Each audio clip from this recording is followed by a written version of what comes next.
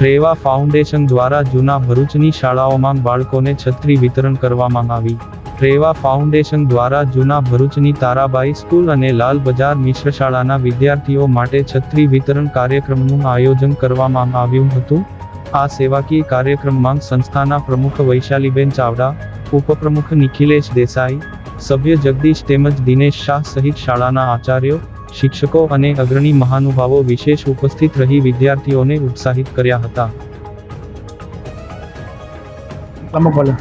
રેવા foundation આજે સેવાકીય પ્રવૃત્તિમાં અમે લાલ બજાર મિશ્ર શાળા અને તારાબાઈ મિશ્ર શાળામાં 80 છત્રીનું વિતરણ કર્યું છે અને આગામી લાભ અમે દરેક સ્કૂલોમાં આપતા રહીશું। અને અમને જે સ્કૂલોમાં સાહેબોએ અમને સાથ સહકાર આપ્યો, અમે સ્કૂલના ટીચરોનો ખૂબ ખૂબ આભાર માનીએ।